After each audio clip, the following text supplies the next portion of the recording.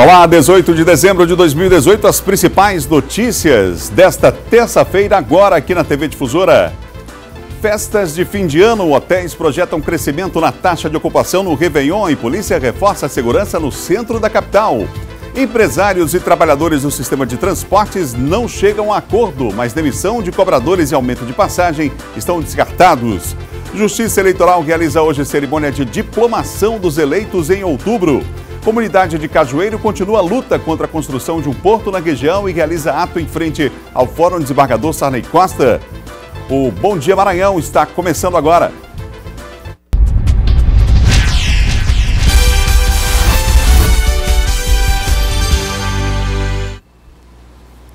Um ótimo dia para você que nos acompanha, são 7 horas e 1 minuto, estamos começando mais um Bom Dia Maranhão. Os amigos que nos acompanham no interior do estado, um ótimo dia, que seja uma terça-feira abençoada, você que nos acompanha aí em todo o Maranhão, aos amigos aqui na capital, no bairro da Liberdade, no Monte Castelo, os amigos que já estão no comércio, que já estão começando a trabalhar, aqueles trabalhadores aí que estão deixando o trabalho agora, pessoal que trabalhou à noite, os nossos amigos vigilantes também acompanhando a nossa programação aqui na TV Difusora. Ao pessoal que acompanha a gente aí nos bares, nos restaurantes da cidade, enfim, principalmente agora pela manhã, pessoal abrindo, né, para o café da manhã. Um ótimo dia aos amigos dos hotéis também que nos visitam aí em São Luís do Maranhão. Um ótimo dia para você, uma boa terça-feira. Falar em hotéis, daqui a pouco a gente vai trazer uma reportagem mostrando que há um otimismo do setor hoteleiro, depois de vários anos aí, né, passando por dificuldades, mas há um otimismo em relação a esse fim de ano. Já Silvão Alves vai falar de segurança, vai atualizar você com as principais notícias. Tem ainda o nosso Laércio Júnior falando de esporte e John Coutrin é o nosso comentarista de política que já vai trazer detalhes, inclusive sobre a diplomação hoje dos eleitos em outubro, tá bom? Olha, nos últimos anos o setor hoteleiro amargou, como eu falei ainda há pouco, uma forte recessão, não é? Mas esse ano, na capital maranhense, a expectativa é de crescimento na taxa de ocupações dos hotéis para as festas de fim de ano. Vamos saber mais com o Ciro Mineiro. A notícia é boa. Se as previsões se confirmarem, o setor hoteleiro de São Luís neste Réveillon poderá garantir um aumento na taxa de ocupação em torno de 10%. Isso na comparação com o mesmo período ano passado. O Réveillon daqui de São Luís, dos hotéis, nós temos aqui outros hotéis fazendo, mas esse aqui do Rio Poti, ele traz um público de Réveillon na ordem de mais de 2.000 pessoas. Né? Isso quer dizer o quê? Os hotéis no entorno, que são mais ou menos 6 hotéis no entorno, vai desde luzeiros até veleiros, todos vão ter aí de fato uma ocupação boa em detrimento do Réveillon e do período que é muito bom vir aqui com as boas praias que nós temos.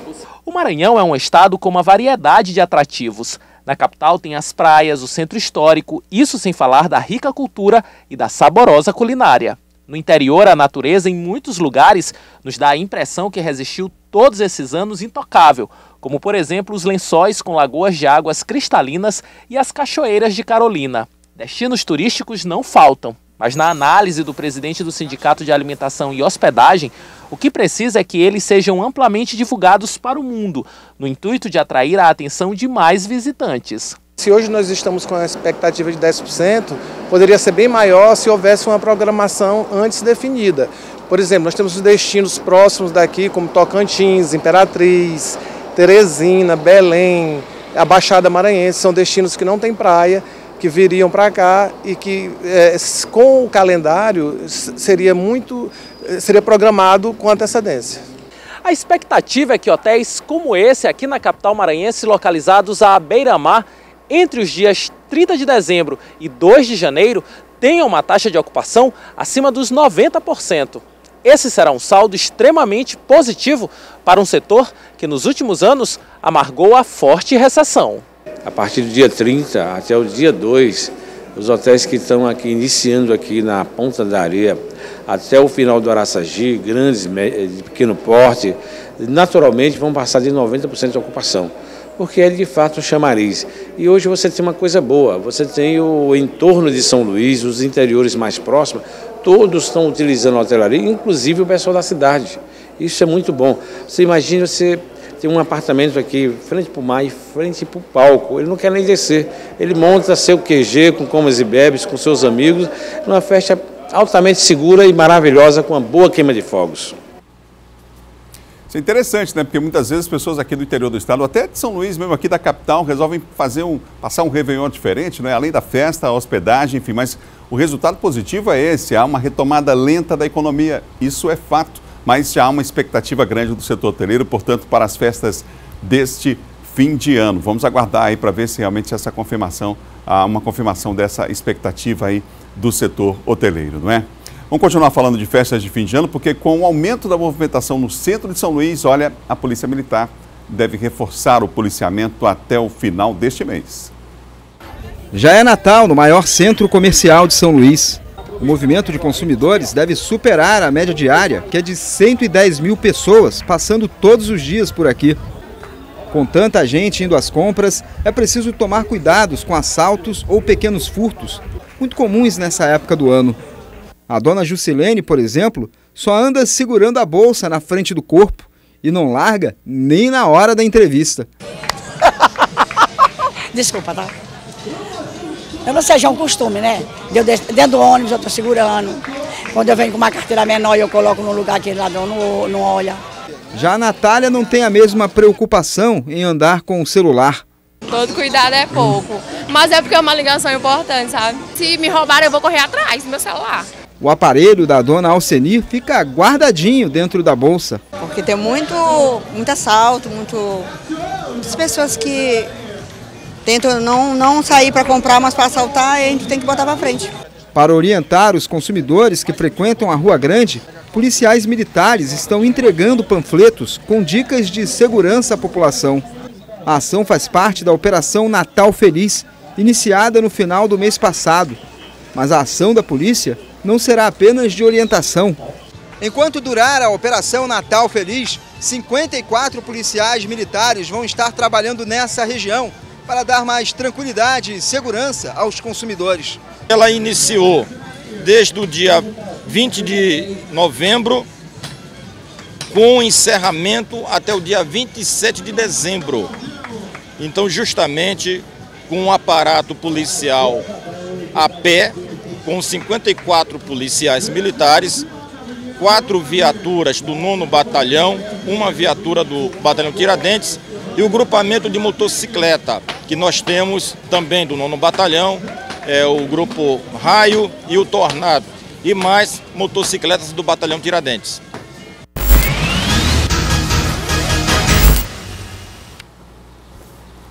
São 7h07, agora a participação de Silvan Alves aqui no Bom Dia Maranhão, vários assuntos para a gente falar nesse fim de ano. Olá, Silvan, um ótimo dia para você. Bom dia, Adalberto, bom dia a todos. Silvan, vamos começar falando lá sobre Barra do Corda, que informação você tem lá na cidade? No caso, vai ser pronunciado a júri, né? O Júlio Ginesim? Isso, exatamente. A Justiça decidiu e agora falta definir a data e local, né? Mas já para 2019 o Júlio Ginesim, lembrando que ele está preso desde o crime que aconteceu no ano passado, né? Vai fazer um ano agora, do assassinato do ex-prefeito Raimundo Mariano de Souza Neto, que era o seu Nezinho, né? Que é ex-prefeito lá de Barra do Corda e que foi morto numa trama que, de acordo com a polícia, a investigação envolvia, né, a parte econômica financeira, né, por causa dos bens da família. Começou a assumir gado de uma das propriedades lá do seu Nezinho e ele desconfiou, descobriu e constatou a participação do filho dele, Júnior de Nezinho, mas o Vaqueiro e alguns funcionários estavam envolvidos nisso. Quando ele descobriu, eles decidiram, então, armar um plano para matá-lo e fazer parecer que tinha sido um latrocínio, roubo seguido de morte, ou até um crime com conotações políticas. Não deu certo porque a polícia agiu rápido, a polícia trabalhou com muita eficiência nesse caso aí, e no dia do velório do senhor Nezinho, o Júnior de Nezinho já estava, inclusive, com um mandado de prisão em aberto para ser cumprido já pela polícia, que já tinha toda uma definição em torno ainda não da motivação, mas em termos da participação e envolvimento nesse crime que teve grande repercussão na época. Então agora o juiz lá da 2ª Vara lá de Barra do Corda decidiu que ele tem que ser julgado por um conselho de sentença e aí no ano de 2019 isso deve acontecer, faltando definir o local e a data para que o Júnior de Nezinho possa sentar no banco dos réus. Ô, Silvão, a gente vai falar de outro assunto agora na área de segurança, é porque aqui na capital uma idosa morreu após ser atropelada, não é, por um ônibus na Avenida dos Franceses, no bairro Outeiro da Cruz. O motorista que dirigia o veículo foi encaminhado para a delegacia de acidente de trânsito, né, para prestar aí então os depoimentos. A gente tem uma reportagem sobre o assunto, vamos ver. Vamos ver. A vítima, identificada como Diomar dos Santos Moraes, de 61 anos, estava na calçada e teria escorregado antes de ser atropelada pelo ônibus. Aqui neste local, eles informam que ela estava na calçada e ela escorregou e parte do corpo dela foi para a pista. Foi no momento, como aí é uma parada, provavelmente o ônibus estava se aproximando da parada e teve essa situação, né, de ter atropelado ela após ela ter escorregado, né, da calçada para a pista. O coletivo integra o Expresso Metropolitano e realiza viagens entre São Luís e São José de Ribamar. O motorista foi conduzido para a Delegacia de Acidentes de Trânsito para que pudesse contar a versão dele dos fatos. Ele alega que ele estava, né, transitando aí com o ônibus aí na Avenida aqui dos Franceses e ele ainda avistou elas escorregando da calçada para a pista, só que aí foi muito em cima, não deu para evitar essa situação. O trânsito nesse trecho da Avenida dos Franceses é intenso. Mesmo com essa faixa de pedestres, muitos motoristas não respeitam a sinalização, o que torna a travessia das pessoas um perigo. Há alguns acidentes devido à faixa de pedestre, devido também à falta de respeito dos condutores. Mas na maioria são somente acidentes de danos materiais. Pelo menos os nossos registros não tem tantos acidentes com vítima nessa avenida aqui nesse trecho. Peritos criminais estiveram no local realizando os procedimentos necessários. Em seguida, o corpo foi removido e levado para o Instituto Médico Legal. Lamentável, é isso. Tudo indica que foi uma fatalidade, né? Ao que tudo indica, até pelas declarações que foram prestadas pelo motorista, uma fatalidade. Ele diz que quando ele observou a vítima, ela caiu, né? Essa que é a grande realidade, e ele não teve tempo de conseguir desviar por causa do tráfego naquele horário, na Avenida dos Franceses, é uma avenida bastante movimentada, e também ele não teve condições, não só de desviar, como também não teve condição de frear o veículo, e aí, infelizmente, o choque foi inevitável. Ele prestou depoimento, vai responder em liberdade, não é? Depois que o inquérito for concluído e enviado para a Justiça. Ô Silvão, lá em Mirinzal, um PM matou 2 irmãos? Esse caso já está sendo apurado, não é, pela Corregedoria da Polícia, também pelo Comando Geral da Polícia Militar do Estado do Maranhão. O soldado da Polícia Militar do Estado do Maranhão, inclusive ele é da nova turma de policiais, ele acabou se envolvendo lá numa briga, numa festa lá que acabou acontecendo lá, e ele teria feito uma abordagem a esses 2 irmãos, os irmãos Josenilson Piedade Ferreira e Josenaldo. Ele se desentendeu lá, porque não estava de serviço, estava paisando, se desentendeu lá com 2 irmãos, e aí ele atirou num. O outro teria tentado reagir, ele atirou no outro, que morreu depois, já a caminho do hospital, vindo aqui para São Luís. E o policial Janilton Rocha, que é o policial militar, ele deve ser encaminhado para cá, para o quartel do Comando Geral, já por determinação do comandante geral, a partir do momento em que, depois que ele praticou o crime, o delegado teria colocado lá que teria sido uma legítima defesa e etc., embora o Ministério Público já esteja se manifestando hoje a respeito dessa qualificação feita pelo delegado. E o comandante deve tomar as providências já para prender esse policial, a partir do momento que ele começou a coagir e intimidar testemunhas, inclusive ligou para cá, para a TV Difusora, né, ameaçando todo mundo. Então, a partir daí, o Comando Geral, você sabe que não permite, o sistema de segurança não compactua com esse tipo de coisa, principalmente se houve transgressão no momento em que ele deveria estar protegendo a sociedade, fez o que fez, ninguém sabe quais foram as consequências, as circunstâncias que isso aconteceu. Agora também ele não pode ficar por lá coagindo e ameaçando testemunho. Tudo parece que envolve o caso do desaparecimento de uma arma que estaria sob a responsabilidade desse policial, no caso um fuzil que desapareceu lá do quartel, lá de Mirinzal. Ô Silvão, agora foi lançado nesta segunda-feira o relatório Subsídios ao Diagnóstico da Segurança Pública na Ilha do Maranhão, que apresenta inclusive a cartografia dos crimes letais e não letais aqui no município de São Luís e região metropolitana. Vamos ver. O diagnóstico da dinâmica criminal da Grande Ilha foi elaborado com a avaliação da incidência de homicídio, lesão corporal seguida de morte, latrocínio, estupro, roubo e lesão corporal.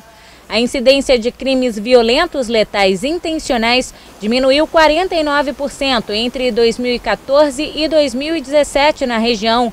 Neste período, os crimes não letais também diminuíram. A redução foi de 7,5%. 90% dos crimes letais praticados nos 4 anos analisados foram praticados contra homens. 59% das vítimas eram jovens entre 12 e 29 anos. 42% dos crimes não letais também foram praticados contra essa mesma faixa etária. A diferença é que 56% das vítimas eram do sexo feminino. Os dados são do relatório Subsídios ao Diagnóstico da Segurança Pública, que é uma cartografia dos crimes letais e não letais intencionais praticados em São Luís, Paço do Lumiar, Raposa e São José de Ribamar. Eles compõem um banco de dados fruto de um acordo de cooperação técnica entre o IMESC, a SSP, o Ministério Público, a Prefeitura e a Câmara Municipal de São Luís. Trouxemos essa experiência de Santa Catarina, foi lá que nós vimos uma parceria importante do Ministério Público com a Polícia Militar e os demais órgãos, né? Nós entendemos que segurança pública não é a polícia que faz, a polícia faz policiamento de repressão e prevenção. Segurança pública que faz são os demais órgãos que podem efetivar políticas públicas, né? No sentido de prevenir e reprimir mais tarde toda a criminalidade. A estimativa é que, com base nos dados coletados, as secretarias responsáveis pelos públicos identificados como prioritários tenham embasamento técnico e possam atuar de maneira mais pontual. A ideia é que se surja um modelo para o diagnóstico da segurança pública do Estado, que é justamente o objetivo do Programa do Pacto pela Paz. Então, esse estudo ele vai subsidiar políticas públicas sobre temáticas específicas como violência contra a mulher, violência contra jovens e avançar nessa estrutura de subsidiar de fato políticas públicas mais efetivas. A ideia é que o diagnóstico continue sendo realizado ao longo dos anos para criar estratégias para que o Estado alcance os objetivos de desenvolvimento sustentável até 2030. As 17 metas foram estabelecidas na Assembleia Geral das Nações Unidas. Nós optamos por fazer uma cartografia da violência. Nós, então, construindo esses mapas, a gente coloca não apenas as ocorrências policiais, os crimes violentos letais intencionais e os não letais também, e os vemos no mapa e, junto com eles, nós colocamos outras camadas de informação, como, por exemplo, os dados demográficos, socioeconômico, tanto das pessoas que perpetram os crimes como aqueles que são vítimas, e também os dados de estruturação urbana. Parabéns ao IMESC e outros envolvidos, né, Silvão? Porque hoje em dia não dá para fazer o trabalho sem ciência, sem pesquisa, sem tem pesquisa, estudo, né? Isso já funcionou, como disse o promotor Cláudio Cabral, funcionando muito bem lá em Santa Catarina. Esse é o modelo a ser seguido, né, em outros estados, e aqui estamos indo no caminho certo. Você faz um estudo, uma cartografia, não é, com perfil de vítimas, acusados, áreas de incidência, e aí você traça políticas públicas, não é? Como disse o promotor, às vezes não é a repressão que vai resolver a questão da violência, às vezes não é ações públicas dentro dos bairros, das comunidades, em determinados segmentos, determinados setores, contribuem muito para a redução da violência. Isso tem sido provado através desses estudos que estão sendo feitos em várias cidades do Brasil. Silvão, para fechar, houve um confronto ontem entre 2 homens acusados de um assalto e policiais militares. 2 homens morreram? Exatamente. Essa perseguição começou ali na BR-135. Era uma moto, que eles estavam numa moto, que havia suspeita de roubo dessa moto. A policiais do GSA, Grupo de Serviço Avançado do 21º Batalhão, fez a perseguição. Eles teriam batido lá em uma árvore, e na hora que houve a colisão com a árvore, eles teriam descendo, atirando contra os policiais. Vitor Pablo Jeremias Pinto foi baleado no confronto com a polícia, e o outro indivíduo identificado como Febrônio, que é conhecido também lá na região da zona rural. Eles 2 ainda chegaram a ser socorridos, mas acabaram morrendo ao ser atendidos no Hospital Socorrão 2. Obrigado, Silvão. Um ótimo dia para você. Ok, bom dia, Adalberto. Bom dia a todos. São 7h20. Confira agora o nosso giro de notícias. Continua o impasse entre trabalhadores e empresários no sistema de transportes da capital. Uma nova reunião deve acontecer hoje às 15h entre as partes no Tribunal Regional do Trabalho, ainda com a participação da Prefeitura de São Luís. Na reunião de ontem, a Secretaria Municipal de Trânsito e Transporte descartou a possibilidade do aumento de passagem e da extinção da função de cobrador. Já o desembargador do Trabalho propôs um reajuste salarial de 6% aos trabalhadores. O sindicato patronal ofereceu 4%, o que não foi aceito pelos rodoviários. A Comissão de Viação e Transportes do Congresso Nacional aprovou o projeto que aumenta a multa em 5 vezes do condutor que estacionar indevidamente em vaga destinada a idoso ou pessoa com deficiência. A multa, que atualmente custa R$ 293,47, pode chegar a R$ 1.467. O projeto altera o Código de Trânsito Brasileiro e será analisado pela Comissão de Constituição e Justiça e de Cidadania. O edital do concurso público da Câmara Municipal de São Luís vai ser divulgado hoje no Fórum Desembargador Sarney Costa. Segundo a comissão organizadora do certame, o concurso deve oferecer entre 115 e 125 vagas para o nível médio e superior, com salários de até R$ 6.000. As provas objetivas estão previstas para o início de 2019. Este é o primeiro concurso da história da Câmara Municipal de São Luís. No próximo bloco, tudo pronto para a cerimônia de diplomação dos eleitos em outubro. E mais, Câmara Municipal adia a votação do orçamento 2019 da Prefeitura de São Luís. Assunto para João Coutrin. Tem ainda as notícias da região Tocantina, direto de Imperatriz, hein? São 7h21. Bom dia, volta já já.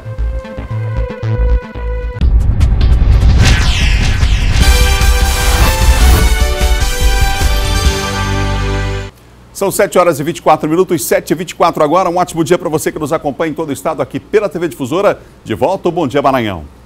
E agora nós vamos à Imperatriz, a região Tocantina. Quem chega com as informações de lá é Luiz Carlos Lima. Traz para nós, Luiz, as informações. Bom dia.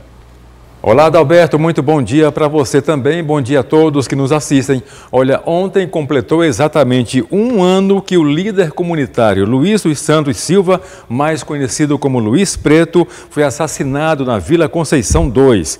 Parentes e amigos da vítima fizeram uma manifestação aqui em Imperatriz, em frente à Regional de Segurança, para pedir justiça. Luiz Santos da Silva, 56 anos, liderança comunitária da Vila Conceição. O corpo foi encontrado dentro do mato no acesso entre os dois povoados. 2 homens foram responsáveis pela morte do líder camponês. Um já foi preso, condenado a 25 anos, e o outro está foragido. Um ano após o assassinato de Luiz Preto, familiares, amigos e líderes comunitários se reúnem em protesto pedindo por justiça. Convive hoje a gente tem até trauma, porque nós éramos muito próximos em todos os momentos da nossa vida, com vizinho, com dono de lote, com movimento de igreja e sindicato. Representantes do Centro de Direitos Humanos, Padre Josimo, também estiveram presentes na manifestação realizada em frente ao plantão central da Polícia Civil. Viemos aqui manifestar e repudiar esse ato que fere os nossos direitos humanos, que é o direito à vida. E nós pedimos justiça. Cerca de 50 pessoas fecharam a rua Souza Lima, localizada no centro da cidade, que dá acesso à delegacia. Para que a Secretaria Estadual de Segurança Pública tome as providências devidas para que os verdadeiros culpados sejam realmente punidos. Aqui em Imperatriz, os depósitos de bebidas estão otimistas com as vendas de fim de ano. É nesta época de festas que o consumo de cerveja, vinho e espumantes costuma aumentar.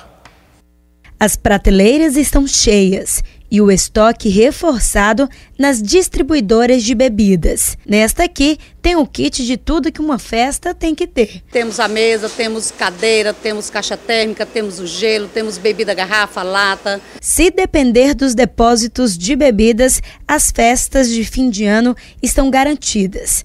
Entre os produtos, os mais procurados são a cerveja e o gelo. Eu compro e revendo. Todo dia quase eu estou aqui comprando. Quando não venho comprar a bebida, venho comprar o gelo. Ainda de acordo com a proprietária do depósito, são realizadas cerca de 40 entregas por dia. E no fim de semana, esse número aumenta bastante. Salário dobrado no bolso de todo mundo. Então, aquelas pessoas que não costumam beber no cotidiano, final de ano, ele toma 1, 2, 3 vezes, ele toma, ele junta com a família, ele se confraterniza. Eram essas as informações aqui da região Tocantina. Adalberto, a gente volta com você aí no estúdio. Obrigado, Luiz. Um ótimo dia para vocês aí em Imperatriz também. São 7 horas e mais 28 minutos. A diplomação dos candidatos eleitos do Maranhão nas eleições de 2018 será realizada hoje no Centro de Convenções Pedro Neiva de Santana. Vamos para lá com o repórter Hugo Viegas, que tem detalhes dessa diplomação. Solenidade, Hugo, que deve ser bastante concorrida, né? Um ótimo dia para você.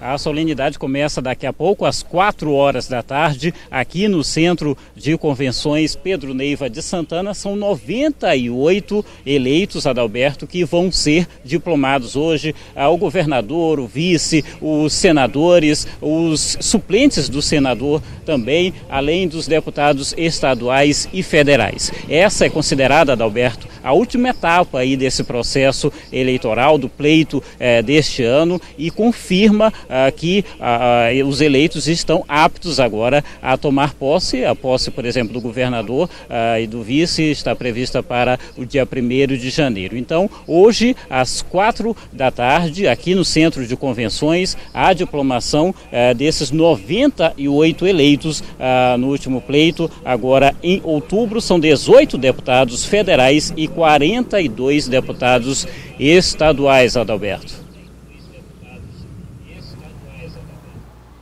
Aí, portanto, o nosso Hugo Viegas trazendo informações, está tudo pronto lá no Multicenter para a cerimônia de diplomação, cerimônia bastante concorrida, né?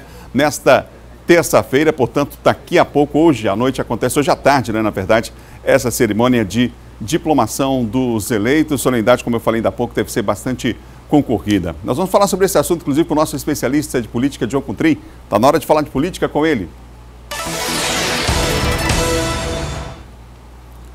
Vem para cá, John. Eu falava sobre hoje essa solenidade de diplomação, é sempre cercada, né, de uma expectativa muito grande. É um ato simbólico, mas extremamente significativo também por conta de uma questão aí legal, né? Aqueles que são diplomados são aqueles que já, né, todo aquele crivo, passaram por todos aqueles critérios em relação à avaliação da prestação de contas, está tudo certo. E a partir daí a diplomação então ganha também esse outro aspecto, né? Bom dia. É isso, Adalberto. Bom dia a todos.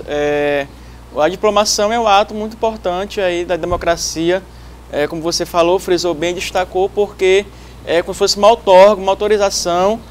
O candidato teve todas as contas eleitorais aprovadas, ou seja, não há nenhum impedimento para que ele tome posse. Então essa solenidade, claro, com a presença de todos os eleitos, o governador Flávio Dino, o vice Carlos Brandão, o senador, o Everton, a senadora Elisiane Gama, os 42 deputados estaduais, os 18 deputados federais e, claro, os suplentes. Então, todos ali presentes nesse ato hoje, super importante, claro, aí no Centro de Convenções, a partir das 16 horas. Claro, os familiares, toda a classe política presente, a imprensa cobrindo, ou seja, uma grande festa hoje aqui na capital maranhense, festejando a democracia, festejando esses novos eleitos, aqueles também que foram reeleitos aí para mais um mandato de 4 anos. E com certeza, Adalberto, mais um compromisso que eles têm que firmar, claro, com a população, no sentido aí de cumprir o que eles prometeram e prestar bons serviços à comunidade, à sociedade maranhense que tanto necessita. Na diplomação de hoje, John, nós temos aí o candidato, no caso do governador Flávio Dino, reeleito. Né? Nós temos a eleição da Elisiane Gama pela primeira vez para o Senado, uma deputada federal. O senador mais novo da história do Maranhão e até o mais votado, bem votado da história do Estado, o Everton. E uma renovação significativa aí, né? Tanto na Assembleia Legislativa quanto lá na Câmara dos Deputados. Enfim, dá para perceber aí realmente há um sentimento, digamos assim, diferenciado nessa diplomação, no sentido de que vários estreantes, digamos assim, né, nessas posições estarão aí presentes, já que tivemos uma reeleição de um número pequeno de parlamentares. Isso, em geral, foi mais ou menos esse perfil no Brasil, né? Exatamente. Olha só, no caso do governador Flávio Dino reeleito, uma grande expectativa para que ele faça um mandato melhor do que o primeiro. Essa é a expectativa da população maranhense, porque ele já teve tempo de organizar a casa, de planejar, e aí nos próximos 4 anos é que ele possa fazer um mandato ainda melhor. No caso do Senado, é algo inusitado, porque nós temos 2 senadores jovens, o Everton, 39 anos, bastante novo, e a Elisiane Gama também, ou seja, que acabou, Adalberto, aquele ciclo no Senado de senadores de apenas um grupo político. Senadores ligados apenas a um grupo político, agora rompeu esse ciclo e esses 2 senadores maranhenses ligados ao Flávio Dino, eleitos no grupo do governador Flávio Dino, e a expectativa, sobretudo, em cima do Everton, que foi o mais votado da história do Maranhão, com 2 milhões de votos.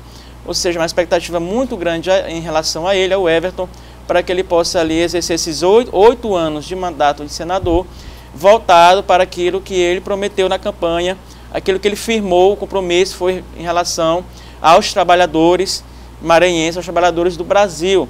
Então, essa diplomação aí, claro, novos eleitos, deputados jovens estaduais, que foram eleitos para essa legislatura também, uma expectativa muito grande, o próprio Duarte Júnior, a Daniela Tema, o Ciro de presidente Dutra, ou seja, deputados jovens aí que estarão exercendo seu primeiro mandato de deputado estadual, ou seja, há uma expectativa muito grande também em relação a essa renovação na Assembleia Legislativa. Na Câmara Federal também ali, outros deputados aí de primeiro mandato, como o próprio Márcio Gerri também ali, deve fazer também o contraponto com Eduardo Braide naquela casa e também outros tantos que forem eleitos pelo seu primeiro mandato, também uma expectativa que possam aí continuar esse empenho, como foi o empenho da bancada no ano passado, na legislatura passada, em relação à conclusão das obras da BR. Graças à unificação da bancada federal maranhense, a BR conseguiu ser, o primeiro trecho conseguiu ser duplicado. E a expectativa é que a bancada continue unida no sentido aí de fortalecer essas ações para o Estado do Maranhão. Ô João, agora lá na Câmara Municipal de São Luís, aqui no caso, né, foi adiada a votação do orçamento para 2019? Foi adiada. A expectativa é que essa votação, Adalberto, ocorra hoje ou amanhã. Hoje ou amanhã, porque os vereadores ainda não entraram em consenso em relação a essa votação. O orçamento que fixa as despesas e receitas para o próximo ano da Prefeitura de São Luís é de 3,1 bilhão de reais. Foi o orçamento programado para a Prefeitura de São Luís no próximo ano. Então, essa votação deve acontecer hoje ou amanhã. O prazo para estabelecimento de emendas já foi concluído, Adalberto, não cabe mais emendas. A peça orçamentária já está pronta, cabe apenas aos vereadores votarem e aprovarem esse orçamento de 3,1 bilhões de reais. O que significa o seguinte, Adalberto, não é que já tem esses 3,1 bilhões de reais. É apenas uma peça orçamentária, estabelece a questão de receitas, de quanto vai entrar, de arrecadação, mas a Prefeitura entende que pode investir todo esse dinheiro no próximo ano a partir de uma, digamos assim, organização orçamentária, principalmente na questão da arrecadação de impostos, de IPTU e também de contenção de gastos, que é importante também não só no governo, como nas prefeituras municipais. João Coutrinho, a ex-prefeita de Colinas foi condenada. Qual foi a razão? A razão é que a ex-prefeita Valmira Miranda ela foi condenada porque ela fez a contratação, realizou a contratação de servidores sem concurso público entre os anos de 2009 e 2012, Adalberto. Ou seja, o Ministério Público entendeu que houve aí, feriu a Constituição Federal e, claro, sem a contratação de servidores por concurso público, caracteriza ato de improbidade administrativa.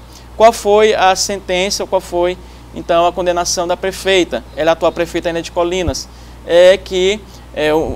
foi estipulado o valor da multa e esse valor da multa será em bloqueio de bens da prefeita, no caso do mandato da ex-prefeita de Colinas, Valmira Miranda. Então, os bens dela já vão ser bloqueados, valores, imóveis, no sentido aí de que ela possa ressarcir os cofres públicos, por conta dessa contratação irregular. O Ministério Público entendeu que ela não perderá o mandato, mas será obrigada então a pagar uma multa aí e os bens dela já foram determinados, já foram bloqueados. Para fechar rapidinho, Igarapé do Meio, o presidente da Câmara tenta caçar vereadores de oposição. O presidente da Câmara de Igarapé do Meio, Zeca, Zeca de São Benedito, tentou ali caçar 3 vereadores por conta de faltas. Ele justificou, Adalberto, que há faltas desses 3 vereadores, mas por que acontece isso? Vamos já mostrar o vídeo dessa confusão aí. O que acontece é porque o presidente da Câmara quer ter maioria, estabelecer maioria para a base do prefeito da cidade. A confusão está grande aí, a gente já está vendo no vídeo. Exatamente, lá são 9 vereadores, o prefeito só tem 4 vereadores. E aí o presidente da Câmara tentou aí caçar 3 vereadores no sentido de aumentar a base do prefeito municipal, e, ou seja, colocar os suplentes para fortalecer a base do prefeito lá em Igarapé do Meio. Obrigado, John. Um ótimo dia para você. Obrigado, Alberto. Até amanhã.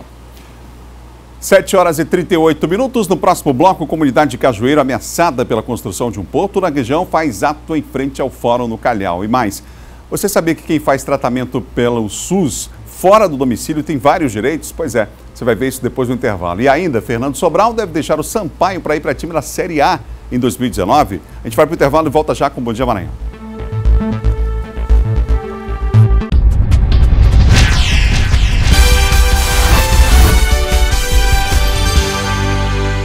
São 7 horas e mais 41 minutos e você ligado aqui no Bom Dia Maranhão, ao vivo nesta terça-feira. Olha, a comunidade do Cajueiro faz mais um protesto em frente ao Fórum do Calhau agora. São 4 anos desde o início da derrubada das casas lá naquela região, onde está sendo construído um porto. E a gente tem mais informações agora ao vivo lá do Fórum com o repórter Hugo Viegas. Hugo. Pois é, Adalberto, e para lembrar esses 4 anos da derrubada das primeiras casas lá da comunidade Cajueiro, hoje a partir das 9 horas da manhã aqui em frente ao Fórum Desembargador Sarney Costa vai ter um bolo, que é uma forma da comunidade se manifestar, protestar contra a situação. Eu estou aqui com o seu Clóvis, que vai falar para a gente, ele é morador lá da área, vai contar como é que está essa movimentação por lá, o seu Clóvis. Então hoje aqui, logo mais pela manhã, vai ter essa mobilização. Bom dia.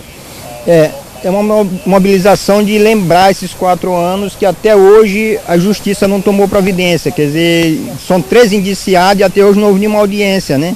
Então demorou muito que os inquéritos fossem concluídos e a gente vai lembrar eles hoje com um bolo aqui em frente ao fórum para dizer assim, ó, a gente está cobrando isso porque não dá mais para juiz ou desembargador dar sentença sem sequer fazer a perícia no documento que a empresa está dizendo que é dela. Então a gente precisa que isso seja feito e que isso daqui em andamento também no processo criminal para poder pedir a prisão desses caras, porque eles continuam lá ainda intimidando as pessoas e ameaçando. Então isso a gente quer que isso seja tomado providência. Uma outra coisa é também a questão da terraplanagem e que está indo todo para dentro do mangue. O barro está matando o mangue. Então a gente pede providência também do Ministério Público também, a gente vai daqui sair no Ministério Público mais tarde e pedir também a presença da Secretaria de Meio Ambiente e do IBAMA também para poder ver essa situação, para poder ver a questão do mangue como está sendo aterrada criminalmente. Isso é muita área já aterrada já. Quantas famílias ainda estão nessa área lá que está afetada e como é que está a situação delas?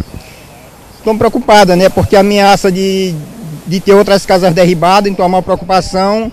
E isso deixa a gente indignado com isso. Então, ainda mais 20 casas ainda de famílias que moram nessa área onde a empresa pretende se instalar, e isso deixa a gente com preocupação. Obrigado, seu Clóvis.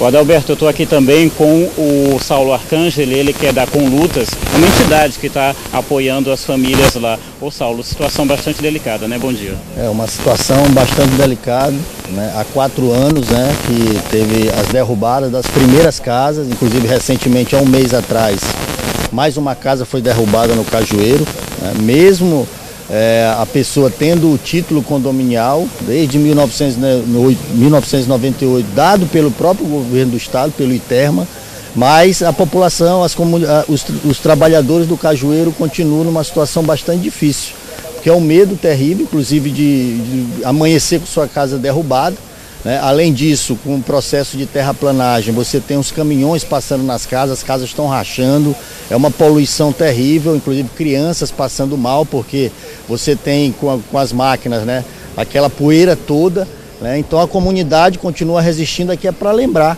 né, os 4 anos nada foi resolvido e a população do Cajueiro hoje sofre todas as aberrações possíveis que a empresa faz para implementar esse porto privado, inclusive com uma devastação imensa, como o Clóvis já falou, né, no mangue, em toda aquela área ali, processo ambiental também, um ataque ao meio ambiente muito grande. Ok, obrigado, Saulo, também pelas informações. É isso, Adalberto. Então, essa manifestação daqui a pouco, às 9 horas da manhã, aqui em frente ao Fórum Desembargador Sarney Costa. Eu volto com você no estúdio. Obrigado, Hugo. Obrigado aos nossos entrevistados também pelas informações. Olha, você sabia que quem faz tratamento de saúde na rede pública fora do seu domicílio tem uma série de direitos enquanto durar o tratamento?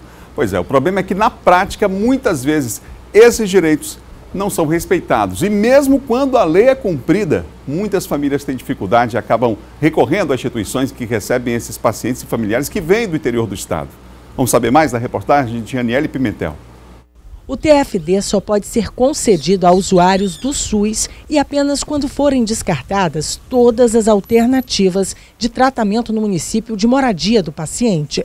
Exatamente como aconteceu com o Wilson, que tem uma filha de 9 anos com câncer. O problema é que em 3 anos de tratamento, a menina só recebeu o valor de pouco menos de R$200 6 vezes. Às vezes é a família que ajuda para a gente fazer a viagem para vir para cá, porque é obrigatório e a gente nem pensa assim, por motivo nenhum, desistir por conta de não ter esse benefício da gente não vir.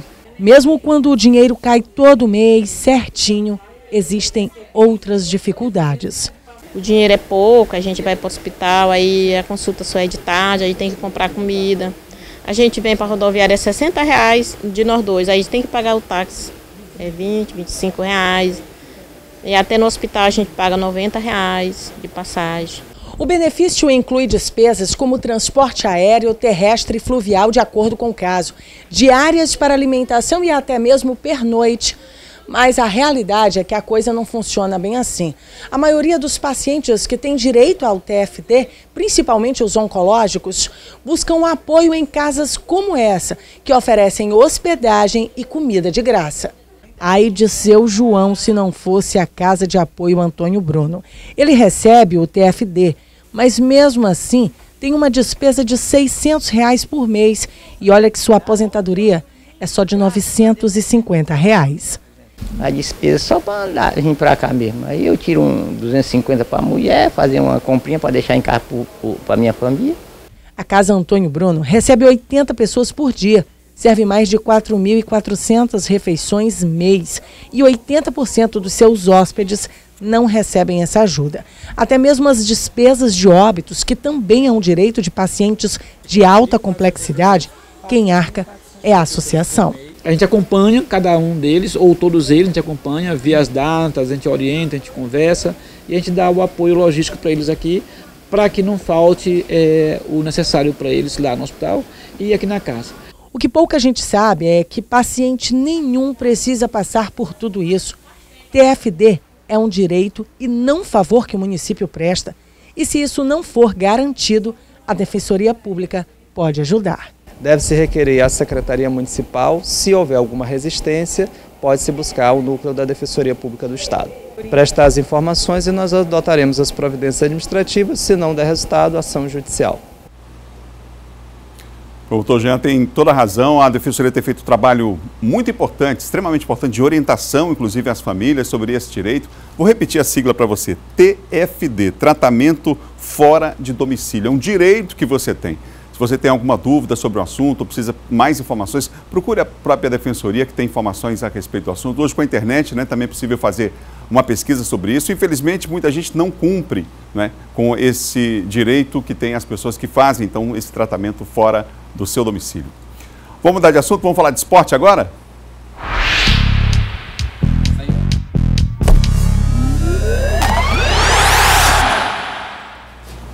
Quem está comigo aqui é Laércio Júnior para falar de esporte agora. Laércio, um ótimo dia para você. Bom dia.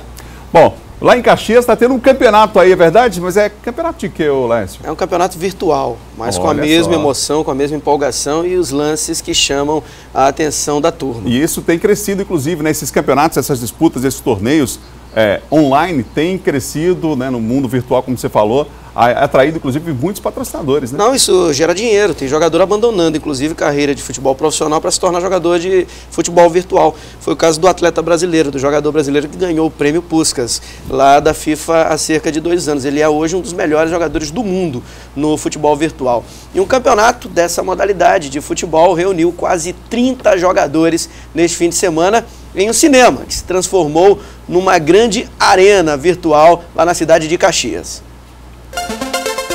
O campeonato virtual de futebol aconteceu em uma sala de cinema do Caxias Shopping Center. No mundo todo, o FIFA PES, torneio de futebol, é é bem, como se diz, bem atual. A galera joga muito nas cidades grandes. E Caxias também está começando essa modalidade aqui e está sendo muito legal. Tássio e André participaram pela primeira vez de uma competição nesse nível. Os dois revelaram algumas técnicas para conseguir um bom resultado. Para mim é questão de estar concentrado ali, saber jogar e principalmente ter sorte, porque não basta saber essa jogada. Pode ser o melhor, mas se tu não tiver sorte, tu não ganha. É ficar tranquilo e ter sorte, como ele falou aí. E escolher um bom time. A premiação para os vencedores é feita com um percentual do que for arrecadado com as inscrições. 26 pessoas se inscreveram nesta edição do campeonato virtual. O evento foi organizado pelo grupo Amigos do Game. A organização aposta no crescimento desse tipo de evento na cidade. Sucesso absoluto o campeonato, o torneio. O pessoal do shopping, a gente tem que agradecer, o pessoal da TV Sinal Verde que apoiou desde o início a nossa iniciativa. E aos participantes, que nós somos amigos, o grupo é chamado Amigos do Game. E esse é o primeiro, assim, dessa magnitude de muitos. Nós fizemos outros, mas foi de modo pequeno, com 10 pessoas, com 8 pessoas, só mais para reunir, para jogar em grupo.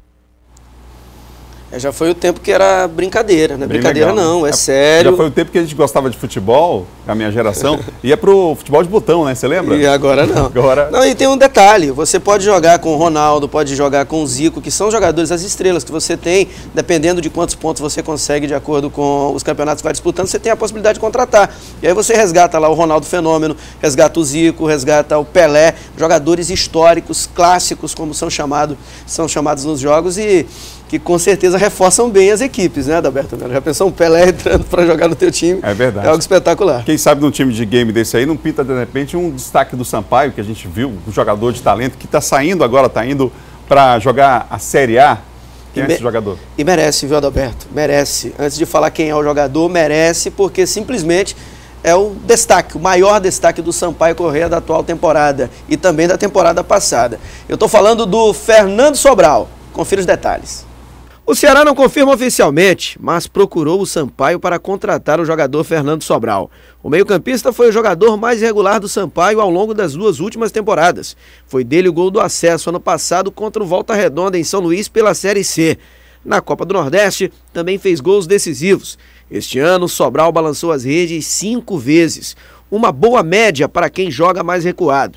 Fernando Sobral, como o próprio nome de jogador diz, é da cidade do interior do Ceará, mas só atuou em equipes pequenas do estado.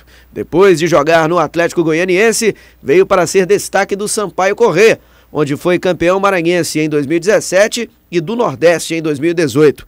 Aos 24 anos, Fernando Sobral pode jogar a sua primeira Série A do Campeonato Brasileiro pelo Alvinegro Cearense. O presidente do Sampaio, Sérgio Frota, confirmou o contato ao diário O Povo do estado do Ceará e já fez uma contraproposta ao Alvinegro Cearense. E a negociação deve evoluir ainda esta semana. Sobral tem contrato com o Sampaio até 2020 e o Ceará deverá pagar uma multa rescisória para ficar com o jogador. Sobral pode ser o segundo jogador do Sampaio a se transferir para o Alvinegro de Porangabuçu. O volante William Oliveira foi o primeiro a acertar com o Ceará na semana passada. Pois é, ele já praticamente acertou, tem uma proposta do futebol do exterior, mas pelo contato que o presidente do Sampaio Corrêa tem, principalmente com o técnico Lisca Doido, que foi técnico aqui do Sampaio Corrêa, provavelmente essa negociação vai evoluir e o Sampaio Corrêa vai fazer caixa. O Sampaio já ganhou dinheiro com a saída do Marlon, agora vai ganhar dinheiro também com a saída do Fernando Sobral, que ficaria aqui até 2020. Vamos falar agora do Motoclube, Léo? Papão do Norte, o rubro-negro maranhense Adalberto Melo, que jogaria neste final de semana lá na cidade de São Mateus. Nós mostramos ontem a situação do estádio Pinheirão e agora tem esse adversário, ó. Time do Santa Quitéria, que hoje não é mais de Santa Quitéria, é uma franquia cedida ao Juca Baleia, ao Geraldo de Jesus Pinto dos Santos, que é ex-assistente do quadro da Federação Maranhense de Futebol, e a torcida rubro-negra está convocada para esse amistoso que vai marcar a reabertura do CT Pereira dos Santos no próximo sábado, às 10 da manhã. Às 9 horas teremos algumas confraternizações, entrega de prêmios a torcedores que são sócios do Motoclube, ações também para que você, torcedor do Moto, possa se associar, e logo depois, às 10, teremos, enfim, a apresentação oficial do time do Moto, já jogando seu primeiro amistoso ao comando do técnico Wallace Lemos. O Moto vem com muitas caras novas em uma pré-temporada que antecede competições importantes. O Moto volta a jogar a Copa do Nordeste e logo de saída já tem o desafio contra o Altos, que é o atual campeão do Piauí, e contra o Vitória da Bahia no dia 19. A coincidência desse jogo é que o Moto joga dia 19 contra o Vitória lá na Bahia pela Copa do Nordeste e já mais ou menos treina para o que vai receber na Copa do Brasil no dia 6 de fevereiro, onde enfrenta a mesma equipe baiana. Valeu, Laércio. Até amanhã. Um abraço, Adalberto. São 7 horas e mais 55 minutos. Foi realizada ontem à noite a segunda edição do Recital Natalino Encantos da Luz, na Escola de Música Lilá Lisboa. Vamos conferir a reportagem? O canto lírico é poema e os traços de sua sonoridade invadem o peito e atravessam a alma.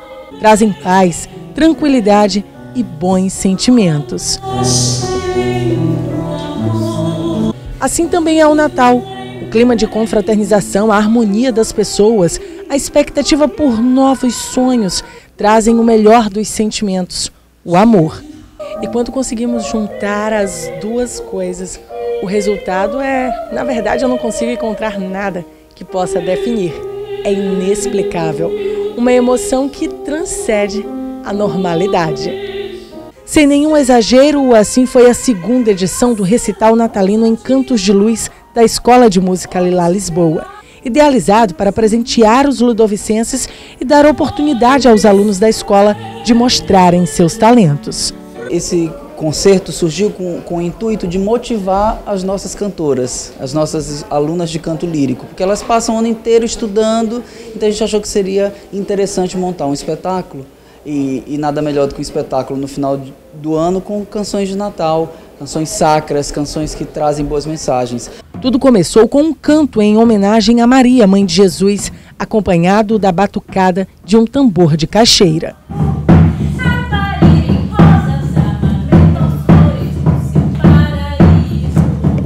A existência de Maria continuou a ser reconhecida na voz de Fernando de Carvalho. Maria, cheia de raça, não teve de graça o que concebeu. E então começamos a ouvir a história do nascimento de Jesus da maneira mais linda que poderia existir. Um verdadeiro presente para o público e, claro, para quem subiu ao palco. É um presente para a escola, para a comunidade em geral, que é aberto, né, ao público, mas é um presente para a gente também, porque a emoção que a gente passa para o público, primeiro a gente sente, mesmo que a gente cante a mesma canção várias vezes, mas sempre vai ter uma coisa diferente. E é isso que a gente está buscando para tocar as pessoas com esse recital. Cantar essa data, para mim, é uma oportunidade linda de falar o real sentido do Natal, que é o nascimento de Jesus, né? E muita gente às vezes canta outras coisas e não o nascimento. A poesia lírica é uma explosão de sensações e cantada assim, falando sobre o Salvador da humanidade, o que chega a nós, meros espectadores, é a esperança de novos tempos.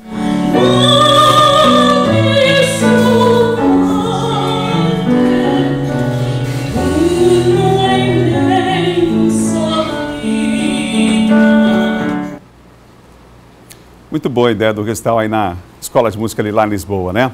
A todos um ótimo dia, o Bom Dia fica por aqui. Outras notícias no Portal M10. Amanhã um dos entrevistados do programa é o presidente da FIEMA, Edilson Valdez, que faz um balanço da Federação das Indústrias, exatamente no aniversário do ano de sua fundação. Para você um ótimo dia, amanhã a gente se encontra às 7 aqui no Bom Dia Maranhão, encontro marcado na TV Difusora. Até amanhã, imagens aqui da capital de todos os maranhenses para encerrar esse nosso Bom Dia de hoje. Até amanhã.